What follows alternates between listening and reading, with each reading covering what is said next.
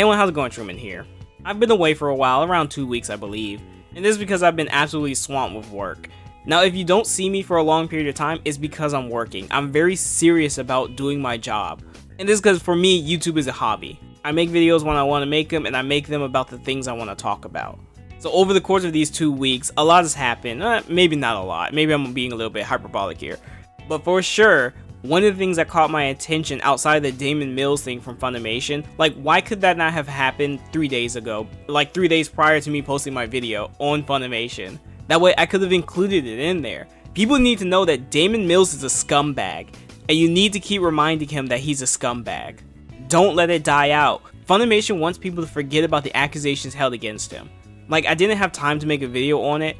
The accusations against Vic, all of them amounted to a literal hug after spending an hour in a line. And they said that his hugs and kisses on the forehead or cheek were non-consensual and therefore sexual assault.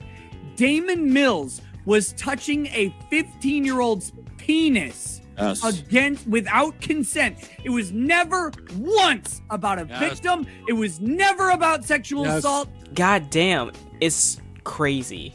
But the other topic is that Berserk is now in the spotlight because of Elden Ring. The Soul series has been mentioned to reference Berserk, and even Miyazaki himself says that Berserk has been influenced on the series. And because Elden Ring right now is massively popular, 12 million copies sold. This is record numbers for like From Software. Berserk has been mentioned and people have started to look it up. I think criticizing media is one thing, being outraged and insulting people for liking media or even the media itself or the creator, whatever, is pretty ridiculous. But these people have found Berserk because of Elden Ring. And part of me was like, well, what's the real issue here? Why did this happen? Why did people have this reaction? And let's be honest here, there are actually a few nobodies on Twitter who are already suspended, or their account got deleted, or they deleted their account themselves, whatever. These are little nobodies, but I think the conversation can be expanded on. And I think there are a few issues here. One is that representation has ruined storytelling. Two, that now that anime has expanded to the mainstream, should we have gatekeeped anime harder? And three, is every genre really for everyone? And in this case, we're going to be talking about dark fantasy. I think one of the more harder genres to get a normal person into due to how visceral they are. So now, here are some of the tweets that pretty much kicked off people getting attention to this at all. I'm not pro-censorship, but how is this legal? Especially in a world where male violence against women is still an extremely real problem. Misogyny, in this case violent and gratuitous depictions of femicide, not only isn't taken seriously, but gets treated as entertainment. This shit is scary, and Berserk in general goes way too far, that I think the writer should have had his hard drive searched. But I think making fake gore legal is a bit too much. Males get gored in Berserk too. IDK, I'm generally in the favor of freedom of expression, but as far as I can tell, there's nothing actually being said with this. It's the equivalent of violent, gory, misogynistic porn, which I absolutely do feel should be illegal. It's definitely excessive, not gonna lie. You're kinda right, because Berserk shows a kid being ass raped, which I think should be illegal. You have to be a pedophile to draw that. The writer deserved death, although the story was good. So this is one of the main ones that really kicked it off. One of the biggest reasons being that fairies whatever, I don't care. They're gone off Twitter anyway. I mean, they probably got socked, but who cares? They said the Miura deserved to die, possibly calling him a pedophile as well. Now, of course, we can't go anywhere without saying respects to Kentaro Miura. His penmanship, his storytelling will live on forever through Berserk. And we can tell that people really caught wind of this because of the deserved death, because look how many quote tweets there are. 48. Bet you didn't see that one coming, huh? Yeah, Berserk be OD with the gore, rape, and female misogyny and mistreatment. I didn't care what Miura was on when drawing these scenes, but they went way over the top. I really dislike how Casca was treated too. It's almost like that was the point. No, like they have a point, we get it, that Berserk is not made for everyone. But man, drawing women constantly being assaulted and tortured is defo weird. All Berserk does is make violence against women seem fun. Women need to arm themselves if this kind of entertainment is being put forth. No one wants to read Berserk. Nice try. I'm sure a lot of people disagree with no one wants to read Berserk. And of course, I would just want to put out there that Berserk is meant strictly for adults. I know that their advisory doesn't tell you exactly what's going to happen in the book, but if you go to any bookstore, order it online, it's going to say it's made for adults. And at this point, not doing your due research of what kind of things are in Berserk is kind of your own fault. We have the expansive internet in our pockets at all time, and if you're on Twitter, there's literally no excuse. And so this is why I say representation has destroyed storytelling. Here's a video from Lack of Entertainment that talks about how representation has affected stories in negative ways.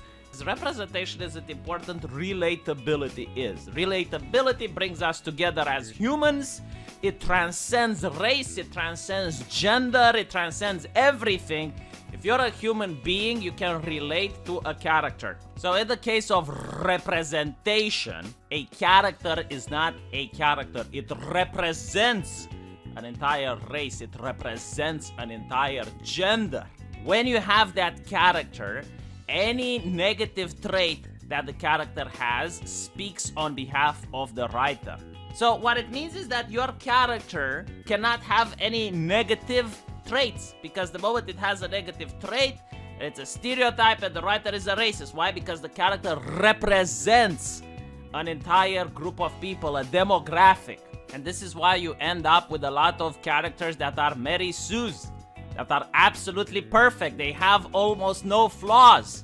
But because they have no flaws, because they are perfect, they can't have the hero journey. They can never lose. They can never be incompetent at anything. They are too unbelievable. They are good at everything.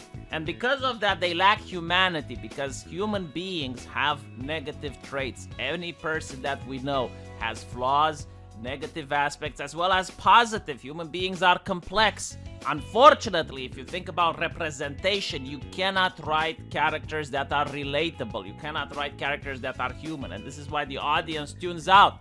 And this is why, like, if you think about it, in TV shows, you will never see the drunk gay man that goes and beats his husband. Even though that would happen in real life, even though that it's a human trait, like some people do get drunk and domestic abuse is horrible and it happens, you would never have it in a movie.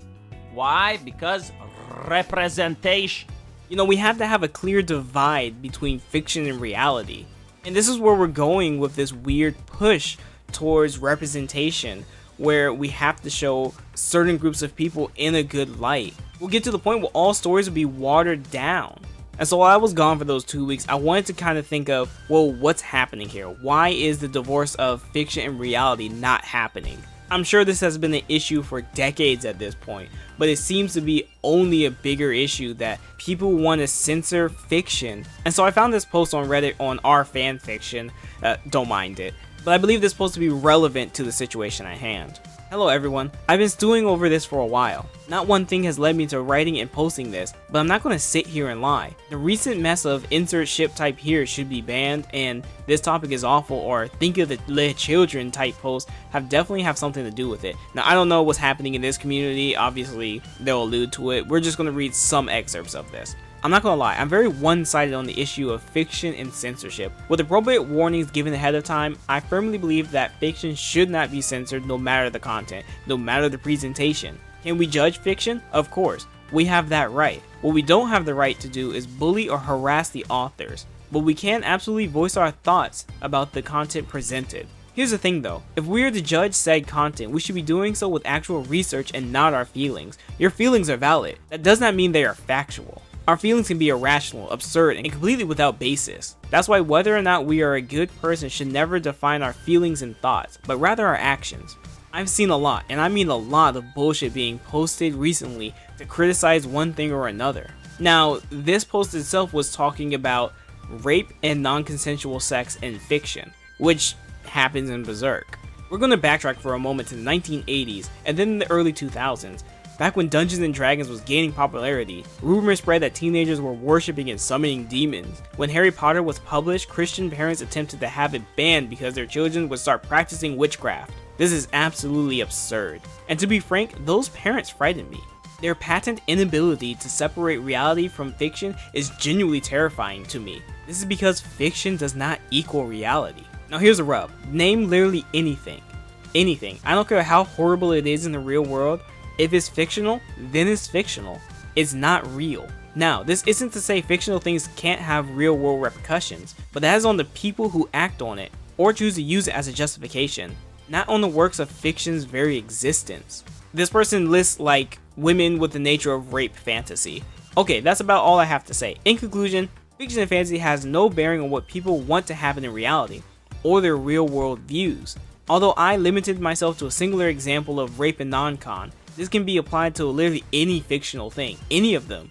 Now, of course, I did find people who disagree with them, and this person says, respectively, I disagree.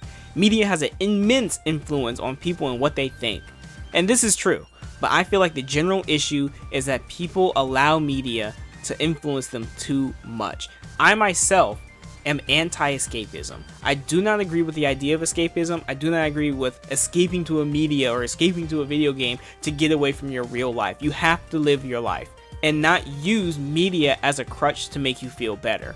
I think this person makes a very good point here though, as a counter argument to fiction doesn't affect reality. Sure, there's nothing stopping you from writing whatever you want. One story won't change the world, but the pattern will influence people. Just look at the body image of women in media. If we're going to be constantly bombarded with the ideal woman looking, then with time, we start doubting ourselves and our self-esteem plummets. But they're only fictional, no harm, right? If we are constantly bombarded with violence, we normalize it because, hey, this is apparently happens all the time, right? Now, as far as it goes for me, there's an interesting discussion to have against fiction versus reality and how it does influence people. Regardless, it does influence people. I think that's a known fact, that fiction can influence you in some manner. Such as the ever-growing debate on, do violent video games contribute to youth violence? Do they? Do they not? My belief is that the answer is no. Will a shooter or someone who is likely to commit gun violence like games where they can shoot people? Most likely. But the truth behind that is probably far more nuanced than we ever think about. Or what about the topic that the OP had posted on the Reddit page about how women have rape fantasies? You know, we live in a time where porn addiction is at its highest ever. But of course, rape fantasies have been propagated through porn as well. And we can look at Japan for this, where sexual violence is probably one of the most consumed pornography types out there. Anything from doujins to javs, it's all over the place. And even with Berserk, we can see this as well. We know the idea of rape is bad. I think any sane person knows this. And I wish I could find this. There was one woman who reviewed Berserk and said that the male gaze was still there when, you know, Casca's scene happened with Femto. I would sort of agree. Berserk itself can be salacious. But at the same time, I believe that people who read Berserk are aware of this. Or at least I'm hoping they are. And from here, I want to just jump into dark fantasy. I happened to stumble across this one video by Eurothug 4000. Very nice username. But she talked about her foray into the Souls series. And I find this apt because we were just talking about Elden Ring. Elden Ring kind of spurred this whole thing on anyway. By the way, I'm really enjoying Elden Ring. I love the game so much. I don't know how many hours I've tracked. I have to be at least 60 at this point. But anyway, I'm getting sidetracked. But this video was about how she learned to come to love dark fantasy. And this is why I think dark fantasy isn't for everyone. By that, I mean it's not for the current you who doesn't know about it. You have to be willing to fall in love with dark fantasy. You have to be willing to embrace what dark fantasy has to offer. The Demon's Souls remake was my first real Souls experience, and to give it some more context, my consumption of the fantasy genre typically involves settings and stories on the more light-hearted side of things. They weren't without their moments of darkness, but they were certainly not all doom and gloom. And to be honest, I avoided the Souls series for this reason. Moral ambiguity very much surrounds NPCs also, as you can always understand a character's motives. And what better way to make you understand them than by tempting you with it too? Miyazaki is no doubt incredibly passionate about dark fantasy, which translates into Demon's Souls so effortlessly. They show the good and evil in the human psyche, and you're made to breathe the unvarnished stench of humanity. They are not trying to put on airs. This exploration of the more unsavory sides of human nature are at the heart of dark fantasy. Dark fantasy is able to present very real problems in a fantasy context, mainly that power isn't always used for good. And with new magical or fantastical strength comes violence and suffering beyond compare. Dark fantasy doesn't abandon the grime of the human race like a fairy tale. Instead, it highlights and examines it in all its grit and despair. However, as cruel as the world of Demon's Souls is, there's still hope. you're able to go against this place of suffering and forge your own path through it. I myself have been in love with dark fantasy. I said before that fantasy is my least favorite type of genre, but if I had to say where it lies, like all the types of fantasy, dark is definitely up there. Like, I don't want a bog standard fantasy story. I want a dark, gritty story, especially when it comes to a medieval setting. Of course, this is a personal preference. I'm more leaning towards darker stories. I like darker stories in general. Dark fantasy itself is a reflection of humankind, at least I believe so. And while dark fantasy might have supernatural elements to it, it does mirror our real life, especially when we compare it to the real medieval times. Did you guys know that humans commit the most violent acts on other humans compared to other primates? And higher than many other mammals. And during the time of early Homo sapiens, over 2% of them would be murdered by other Homo sapiens. And that number skyrocketed to 12% by the medieval period. So during the medieval times, 12% of the human population were murdered by other humans. And now in our modern times, it's jumped down to 2% again, despite having a much larger population. And I believe that's just one of the aspects that dark fantasy tackles. Could it just be that human nature is to kill other people, to take from others, whether it be their possession, their dignity, or even their life?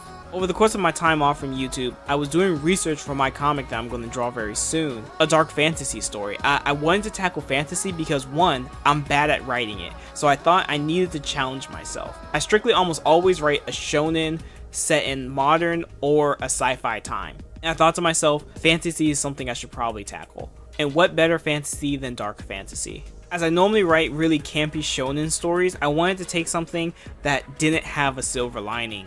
And during my research, I found this one manga called Wolfsmund. Its Japanese name being Okami no Kuchi, Wolfsmund. This is a very dark manga.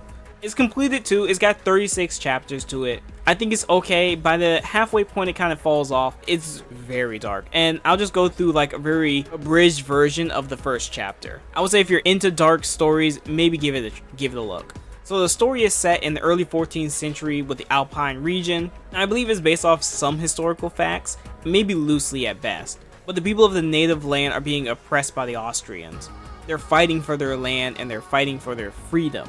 At first you would think it centers around the characters first introduced in chapter 1, but that is not the case, as many characters end up meeting a tragic demise. The first chapter does a great job at introducing two characters that you really want to follow along with, see their struggle. And by no means does this manga hold back its depictions of violence. You can even see here that there are two women hanging, but it doesn't matter your sex, your race, nothing. Everyone gets treated the same here, and this is the cruelty that was shown in this time. This is one of the main characters, Wolfram, and he is our main antagonist for this story. He is the driving force for you to keep reading. You want to see this guy get what's coming to him.